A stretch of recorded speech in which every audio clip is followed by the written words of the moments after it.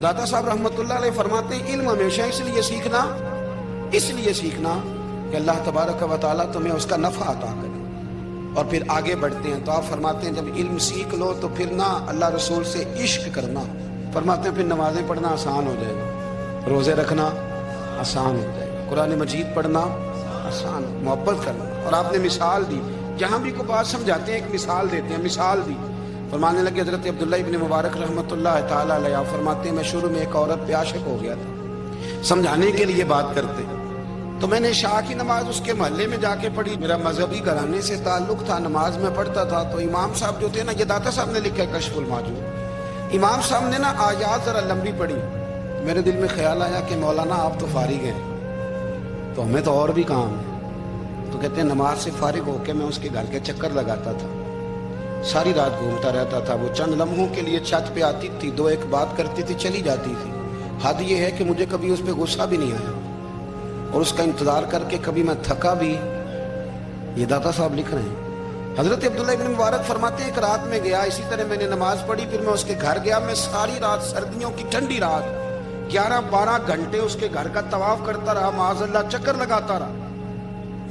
आधी रात को सहरी के वक्त वो छत पे आई 1 मिनट के लिए और कहने लगी घर में मेहमान बहुत ज्यादा हैं, आज बात नहीं हो सकेगी। हजरत अब्दुल्लाह इब्न मुबारक फरमाते हैं कि मैं जब वापस लौटा तो ना मुझे उस पर गुस्सा था, ना मुझे थकावट थी, बल्कि मेरे दिल के अंदर उसके लिए मोहब्बत बढ़ रही थी। मैं कह रहा था कितनी अच्छी है बेचारी, इतने राश में भी और इतनी मजबूरी में भी 1 मिनट के लिए छत पे आई है, फिर भी मुझे उससे प्यार बढ़ रहा था। कहते हैं जब मैं थोड़ा आगे बढ़ा तो फजर की अजान हो रही थी, यकदम मेरे अंदर से आवाज उठी। मैंने कहा अब्दुल्ला, अगर तू एक औरत के लिए सारी रात खड़ा रहता है, न थकावट होती है, न गुस्सा आता है, बल्कि प्यार बढ़ता है।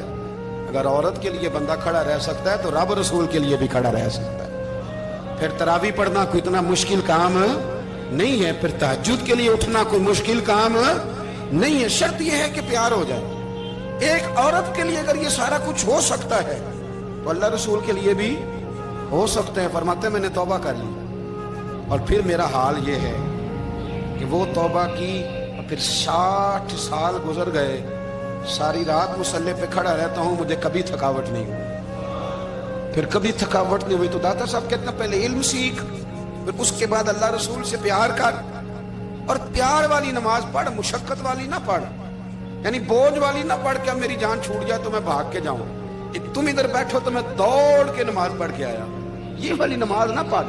फिर तू आया तो फिर ज़ौक़ पैदा कर, फिर तेरे अंदर शौक हो, फिर तू तवानाई वाला